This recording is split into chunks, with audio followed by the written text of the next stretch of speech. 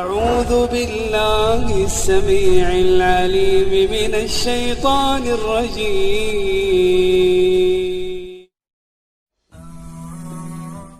السلام عليكم ورحمة الله وبركاته. إن الحمد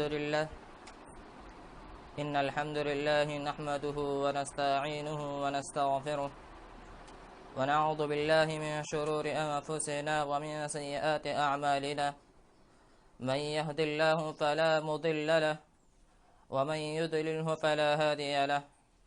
ونشهد أن لا إله إلا الله وحده لا شريك له وأشهد أن محمدا عبده ورسوله. أما بعد، أعوذ بالله السميع العليم من الشيطان الرجيم. بسم الله الرحمن الرحيم.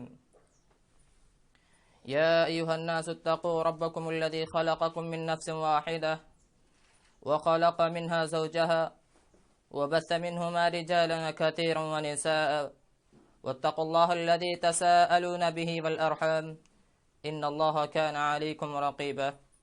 يا أيها الناس اتقوا ربكم الذي خلقكم من نفس واحدة وخلق منها زوجها وبث منهما رجالا كثيرا ونساء واتقوا الله الذي تساءلون به والأرحام إن الله كان عليكم رقيبا. يا أيها الذين آمنوا اتقوا الله وقولوا قولا سديدا يصلح لكم أعمالكم ويغفر لكم ذنوبكم ومن يطع الله ورسوله فقد فاز فوزا عظيما. أما بعد، فأعوذ بالله السميع العليم من الشيطان الرجيم. بسم الله الرحمن الرحيم.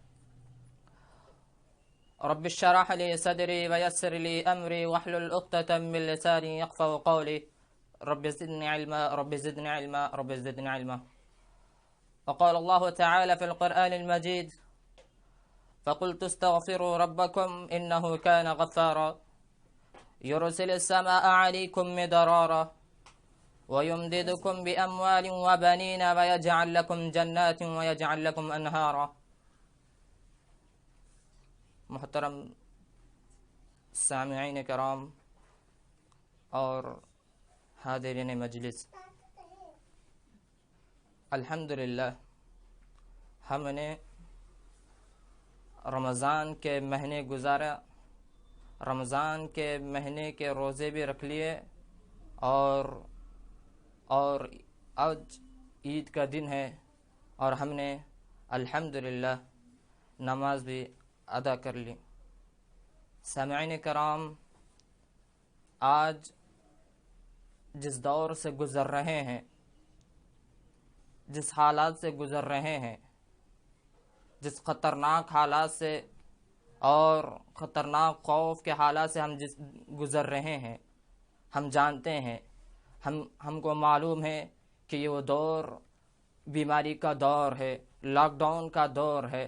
ہمیں معلوم ہے کہ یہ وبا اور یہ بیماری کرونا وائرس کے نام سے ہم جانتے ہیں.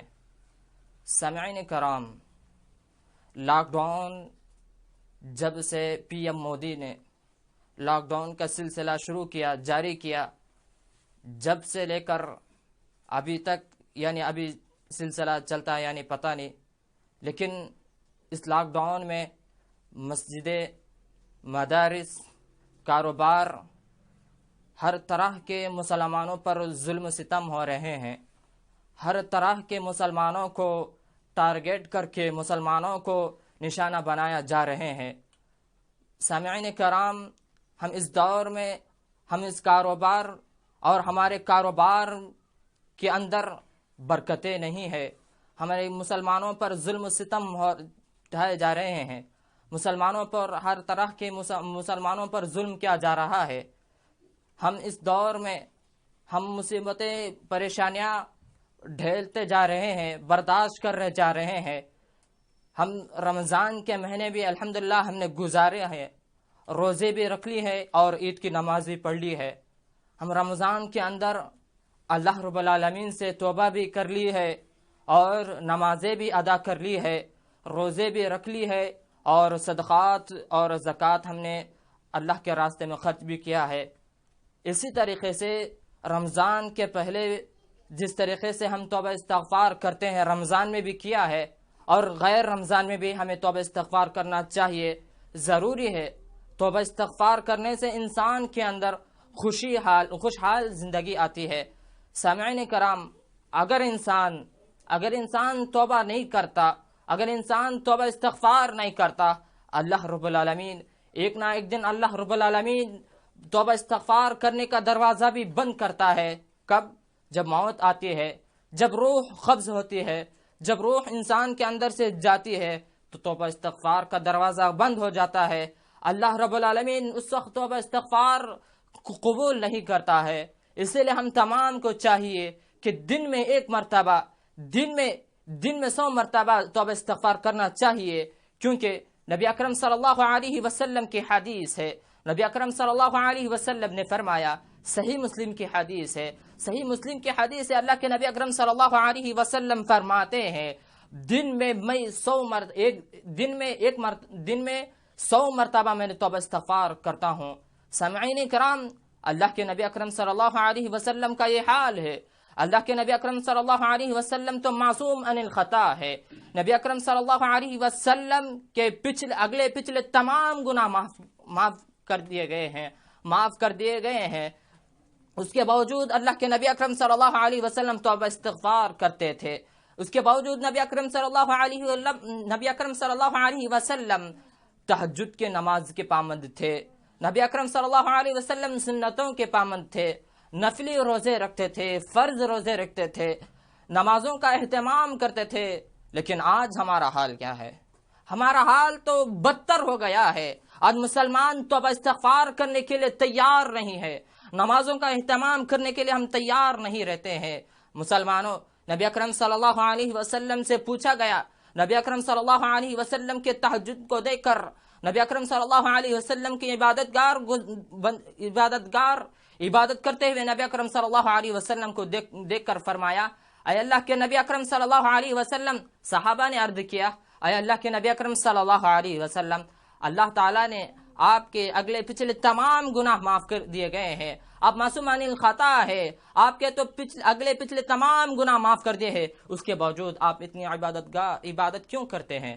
اللہ کے نبی اکرم صلی اللہ علیہ وسلم کا ایک جملہ دیکھیے، افلا یکون عبدا شکورا، کیا میں شکر گزار بندہ نہ بنوں؟ کیا میں عبادت گار گزار نہ بنوں؟ کیا میں اللہ رب العالمین کا شکر گزار، اللہ رب العالمین کا کیا میں شکر ادا نہ کروں؟ لیکن آج ہمارا حال،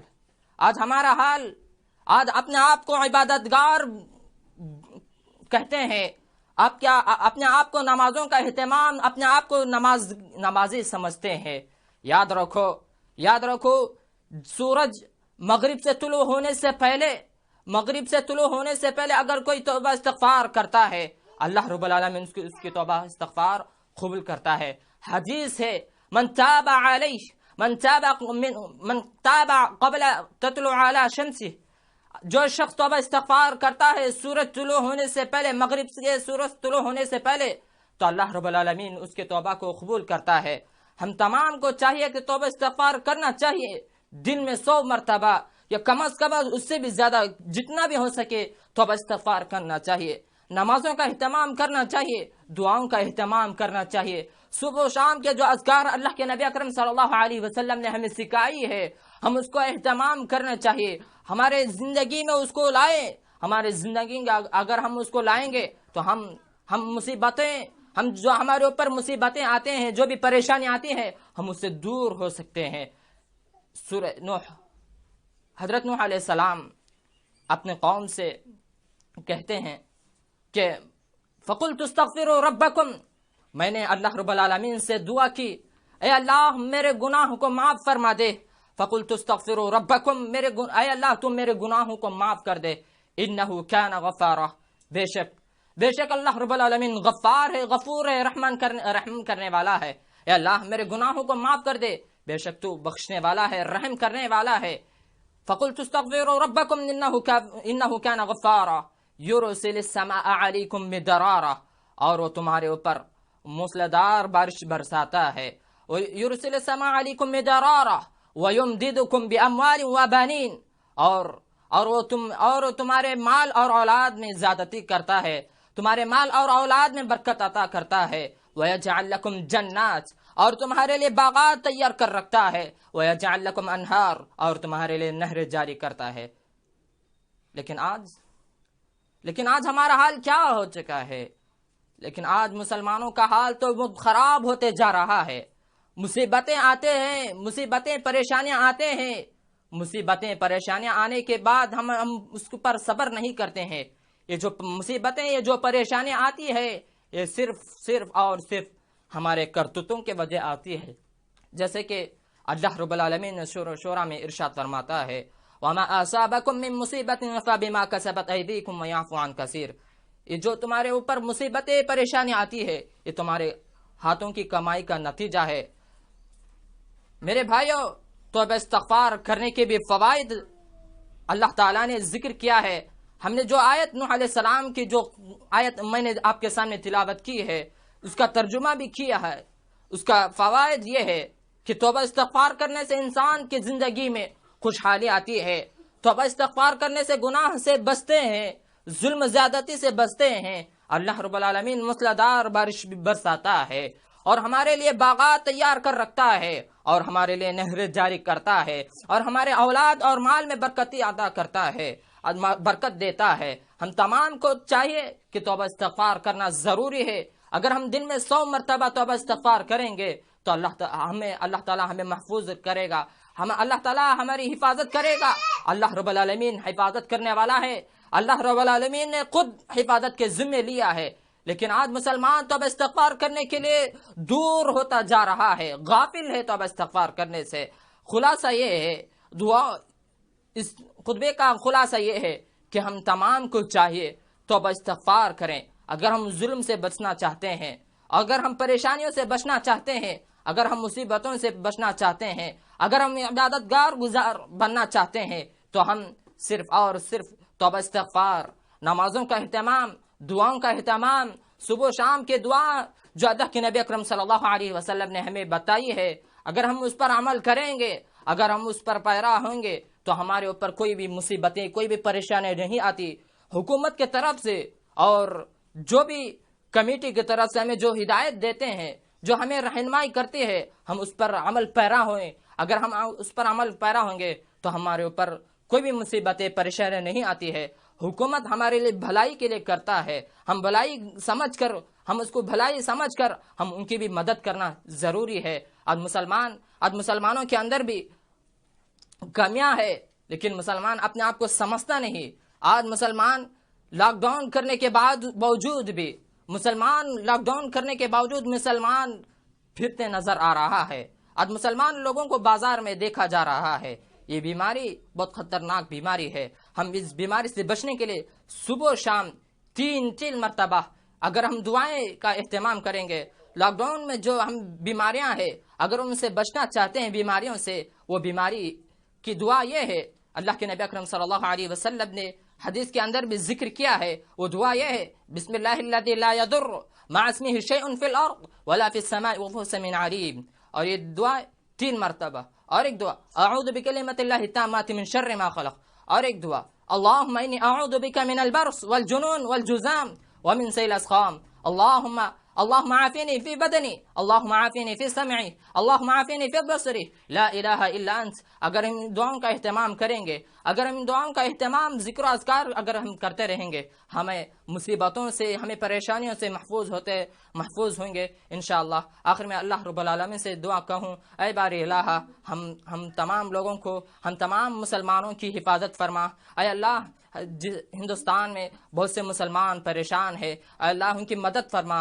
اے اللہ ان مسلمانوں کی حفاظت فرما۔ آج مسلمانوں پر ظلم زیادتی کی جا رہی ہے، اے اللہ مسلمانوں کی حفاظت فرما۔